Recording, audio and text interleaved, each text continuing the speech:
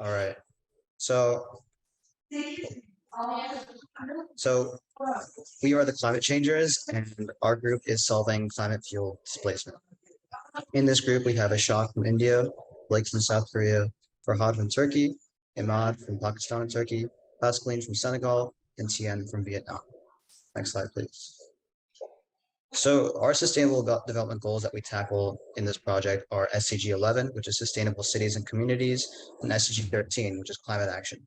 This is because our group will provide a sustainable housing solution for tackling climate displacement. I'm going to turn it off to Tien, who will describe our problem state. Hello, I'm Tien. I'm from Vietnam. To begin, we must to address the current problem state of the world where we are. And according to this graph, the past 9 years have been the warmest since model record keeping began in 1890. In 2022, the temperature were 0.89 degrees Celsius, warmer than the 1951 to 1980 average. The global warming is lasting issue that continue to worsen. And the next slide, this graph showed that the energy-related CO2 emission grew to the over 36 gigaton in 2021, which will record high. The emissions are rapidly rising each year with amount on reasons showing an increase of emission in 2021. And in this graph, as you can see, indicated by the black boxes, the energy, agriculture, and building sector combined contribute the most to the emission that harming our planet. That is the reason why we focus on this sector for a maximum impact on climate change. Now, the detrimental effect of the clean potencies of climate change are the disease causes. The chart shows the number of weather-related climate disasters that have caused people to lose their home from 2008 to 2019. The number have increased from 200 disasters in 2008 to 1,018 cases in 2019. And as a result of their disaster, people suffer. For the last decade, an average of 21 million people per year have lost their homes due to extreme weather. The record number of total display occurred in 2022 with 32.6 million people being displaced.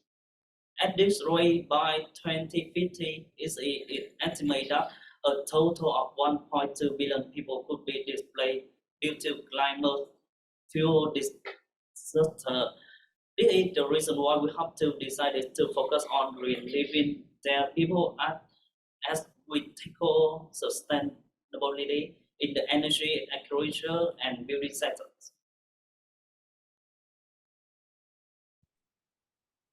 And Farhad will help me to continue. Thank you.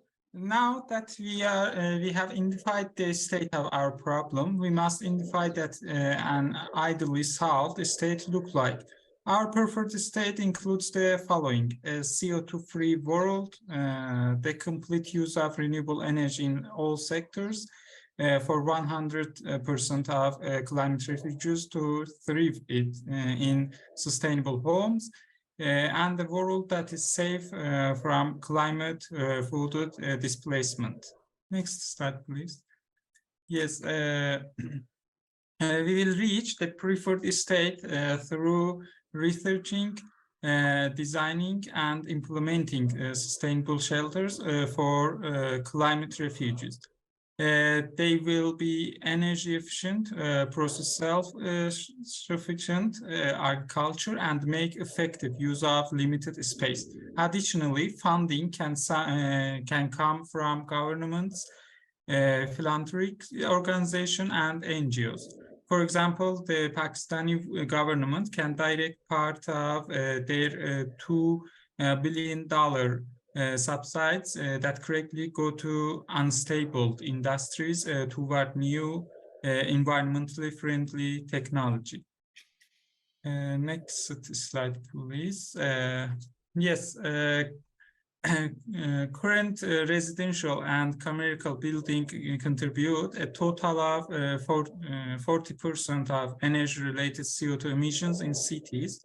Our solution would be to create an alternative sustainable city for displaced climate refugees to live and thrive in. Jobs can be provided through the housing and farming sectors. And now Mr. Blake will be continued. Thank you. I'm Blake from South Korea. To narrow down our focus on a specific region, as of now, we have chosen 2 locations within Pakistan that we believe to have been impacted the most from climate fuel disasters. We also chose these provinces because of personal connection to the region and the fact that Pakistan held the record for climate refugees in 2022. The 2 provinces we have selected are Balochistan and Sindh. In Sindh, as of 2022, 1.4 million acres of crops have been destroyed and over 380,000 houses submerged by monsoons. In June of that year, more than 200,000 people were displaced due to floods in both provinces, with villages having turned into islands and families left in bare conditions. Here are some up-close photos of the detrimental impacts monsoons have had on both provinces. The top picture is a photo of a village in Sindh, and the bottom pictures are photos taken in Balochistan. Additionally, here are 2 maps of Balochistan and Sindh to show how they were affected by the 2022 monsoon season. Picture on the right is satellite imaging of the extent of flooding in Pakistan, displaying that a total of 55,000 cubic kilometers of water flooded the country. A strategic plan: what tech and artifacts will the plan implement? A viable material we could use to 3D print the walls of these emergency shelters would be recycled polyethylene terephthalate, or PET, which is the most abundantly used polymer in the world, with there being around 56 million tons of it produced annually. Thus, there are plentiful, affordable amounts of this material that can be reused for 3D printing. Additionally, we plan on implementing natural materials such as wood and bamboo if possible. We will also implement solar panels for renewable energy, cisterns for rainwater collection, and vertical farms to efficiently grow a multitude of crops in a controllable setting. We will delve more into the costs later in the presentation. Lastly, this piece of furniture on the bottom is made entirely out of recycled PET. It contains approximately the plastic generated by 2 citizens in a year, which is around 50 kilograms. These emergency shelters are not restricted to one shape due to the fact that they will be 3D printed and can easily be modified. For example, in the diagram I made below, there are 2 main geometric shapes shown, the hemisphere or dome and the cube. Some benefits behind why this shelter could be dome-shaped would be that domes allow for efficient airflow ventilation, they are aerodynamic, and their strong structure increases storm resistance. Aerodynamic and structural strength, in this case, is especially important for a house that's placed in a region that's prone to many natural disasters, such as Pakistan. Another important detail I should mention is where they would be located. Our group's plan is to locate these emergency shelters in elevated inland areas of Balochistan and Sindh to reduce the possibility of the monsoons reaching the shelters. And though these emergency shelters can be made in short periods of time, due to the fact that they can be 3D printed, sometimes short isn't fast enough. Our solution to this problem would be to consistently create shelters during the monsoon's off seasons, which is in August to March. You prepare and utilize these homes during the monsoon season, which is from April to July. Additionally, since 75% of people in Pakistan have phones, in the future, our strategy can implement prevention hubs and a phone app that can monitor nearby weather patterns and predict natural disasters such as monsoons. These hubs could then alert those at risk through the phone app and direct them to our steadily accumulated number of emergency shelters, while informing people what to do if they are unable to reach the shelters in time. Now I will pass it off to my colleague, Iman. Thank you. So now that the technology and logistics of the plan are covered, I'd like to iterate the impact that our plan will have. So first, it would reduce fossil fuel consumption through its use of sustainable materials and technology. Next, it'll provide a new medium of relief for climate refugees in need. Next, it'll promote the use of renewable energy and promote regenerative, sustainable agriculture, which, when successful, complements the situation of limited space and resources that climate refugees face. Next slide. Yeah. So for who will implement our plan? Well, our group and local partners will implement this plan through support from the government, NGOs, and philanthropic organizations. Some incentives for the government to give us permission, which is our first step in implementation, and to give us possible subsidies include the following. First, the newfound safety of many of their citizens that lose their livelihood or lives from monsoons would now be safer. Also, the creation of new educational opportunities for refugees who can help us in our construction effort. And also the fact that harm to too many citizens could harm the greater economy, and that these shelters, while intended for monsoon disasters, could be utilized for any disaster that requires emergency housing. Also, just a reminder that our goal isn't to rely on the government, but to ensure that we are on the same page with them so we can work most effectively with our other organizations. So now that I've covered the government, I want to delve into some of the organizations that can help us in our effort. So the ones we've identified are the Pakistan Environment Trust and the Refugee Rights Network, that are two organizations in Pakistan dedicated to solving climate problems and refugee dilemmas. Together, their integrated effort would match our goals, and they thus could become strong pillars of our climate-friendly housing effort. Additionally, if funding stands as a problem, the Pakistan Center for Philanthropy, which is typically open to aiding a wide range of social programs, could help fund our plan. I want to pass it back to Blake. Thank you. We'll discuss what we'll do in the first 6 months of our plan. Now I'll take a step back and walk through our plan, what our plan would look like as a timeline. This slide is for what we would do in the first 6 months. Acknowledging that we can't do this alone, we would first find and communicate with local partners, as previously mentioned. Additionally, we could perform more research on similar sustainable cities and learn from them, as well as research energy efficient alternatives that go beyond the ones we currently have currently identified. Lastly, we can design and make small prototypes to put our plan to the test prior to implementation. In 5 years. Then in 5 years, we can build habitable models, obtain grants, find land to hold these sustainable shelters, find people to maintain them, and mass produce the homes once funding is under control. Step 1 would be to make individual units. Step 2 would be to mass produce these emergency shelters and farms. And the final step would be to create an app and prevention hubs to further increase the effectiveness of these shelters. Now that the plan is fully elucidated, I'd like to cover the actual costs. The cost per metric ton of rPET plastic, which is recycled, is $1,000. An hemisphere with a radius of 10 feet, just to put in perspective, will weigh approximately 0.7 metric tons, which would cost around $700 per unit. Below is some more data on smaller facets of the shelter, such as the cost of LED bulbs and water conservative showers per unit, which would be $25 and $300 respectively. Now I'll pass it back to Ahmad. So for renewable energy, we want to include solar panels. So for a moderately sized 400-watt solar panel, it would cost about $300 per panel. And since we plan on having 2 per unit, this would be $600 of solar panels per unit. And after some research and calculation, we determined that the cost of a 10 square foot vertical farm small enough to fit in one of the shelters would cost about $1,000. Next slide.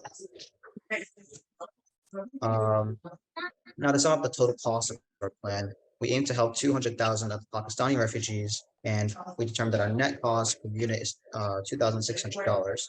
And since each unit would house about 4 people, we would need 50,000 units, and our total would be $130 million for the whole plan. Now, after we've succeeded in Pakistan, we can't just stop there, because there are other regions that need help. In fact, after Pakistan, the next leading countries with climate refugees in the millions are the Philippines, China, India, and Nigeria. Thus, our plan to scale up is that we would first contact other NGOs and major organizations like we did in Pakistan and pitch our plan to them, showing the impact that it has made in Sindh and Pakistan. And then the strategy would really just be the same as it was before. So we would get in touch with refugees with the help of NGOs and then educate, employ, and house them. Now that we've covered everything, I just want to overview our plan and its components. So first, our goal is to create a sustainable and energy efficient solution to house Pakistani climate refugees. And part of our solution through the materials and technology we use is to promote renewable energy and discourage fossil fuels. In the process, we will provide education and jobs in the energy, agriculture, and building sectors at times when refugees need the most. And all that together poses as a concrete solution for a multitude of disasters that would require immediate housing. These are some of the sources that we used. And that is it. Thank you. Please give us your feedback or questions. So if you could, thank you. Any feedback, suggestions from anybody? One way of doing it is the way we did it in the past with raising your hand. Thank you for your presentation. Nat, you're up. Nat is in Madagascar. Why don't you provide your feedback? Thank you. Thank you for a clear and concise presentation. Just want to draw your attention to the very first statement that you made, that you're hoping to have a carbon dioxide free world. That is not possible. So remember that, because humans, we are going to breathe out carbon dioxide. The plants need carbon dioxide. So get that very, very clear. Maybe what you are thinking is reduce carbon dioxide emission from fossil fuel so that the emission will fit the carrying capacity of our environment. So think of it that way. We cannot never have a carbon dioxide free environment. But it Yeah, was we'll a make sure great to thing. fix that. I think we meant to say net zero. But yeah, thanks for pointing that out. Yeah, good. Thank you. But congratulations as a program that is feasible. It's feasible. Yeah. Thank you. Jim is here. Jim.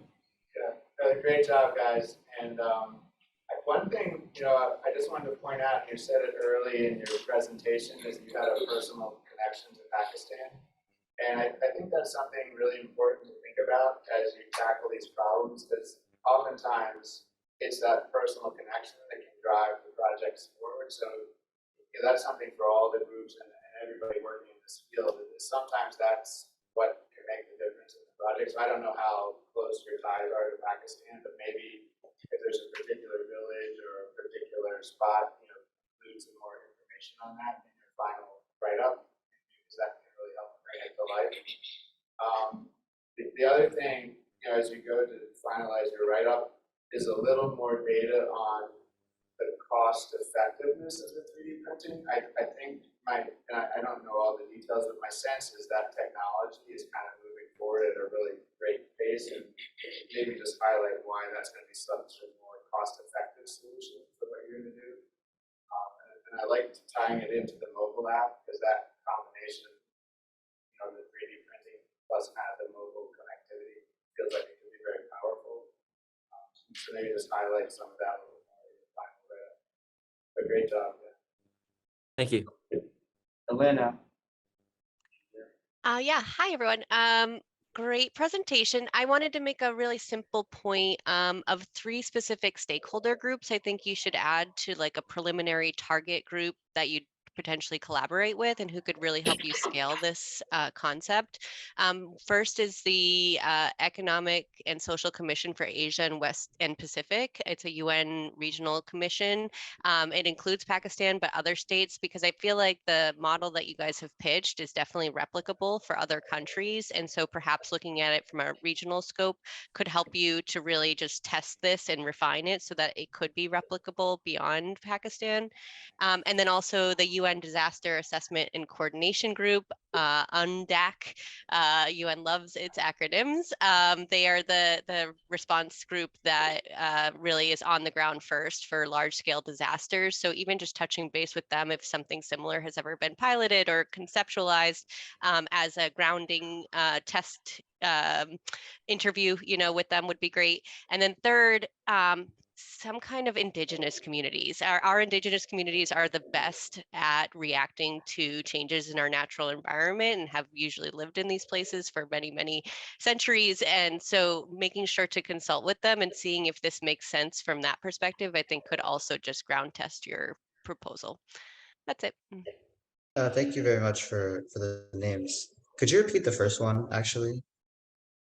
Yeah, it's the UN Economic Commission. So it's the Economic and Social Commission for Asia and the Pacific. There are 5 Okay, thanks. regional economic commissions in the UN. That's the one that has Pakistan in it. Got it. Thank you so much.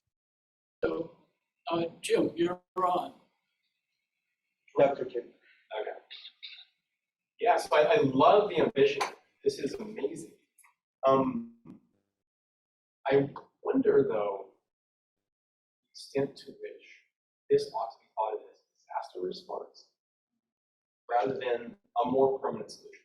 Because some of the things you're talking about, like indoor vertical agriculture, like that is not something that you're going to want to come into and be able to execute, right? If flooding is regular, if there's going to be sort of repeated internal displacement, instead of thinking about these things as a build it on an annual basis or when needed, build it once. Start businesses to do the agriculture, set up the supply chains, because like cold chains, supply chains don't get established overnight. They take a long time to build up. And also thinking about, again, coming back to timeline, sort of permanence, to really try to understand the logistics of existing sort of emergency responses, especially at the scale of 200,000. Because at that scale, you're not just thinking about housing, you have to think about sewage, you have to think about transportation, you have to think about all the things that garbage disposal, you have to think about all the things that go into the city of 200,000. It gets massively complicated. And so really be careful thinking about the logistics and how this would scale, whether or not you're better off thinking about this in a permanent sense rather than sort of as a response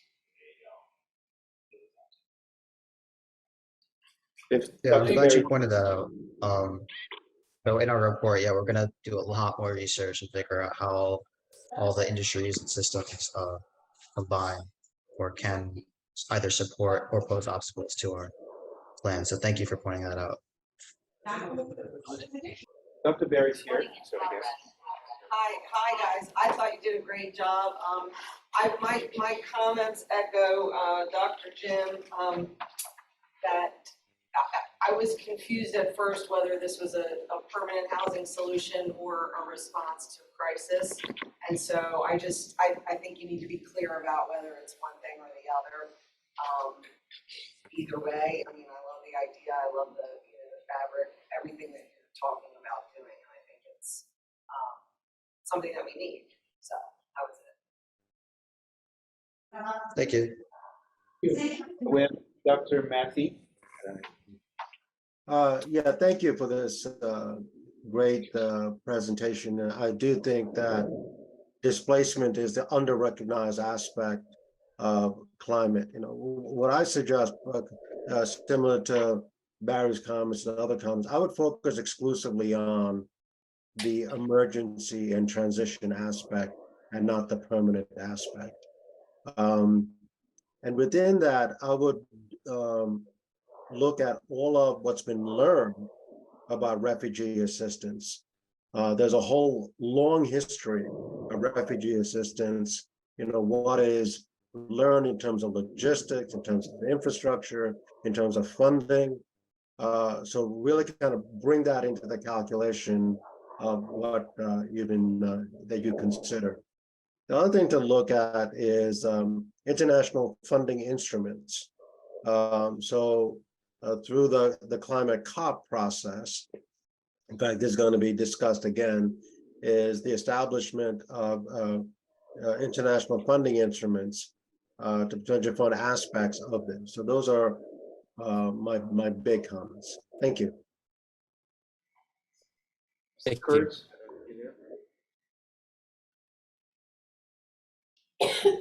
There we go.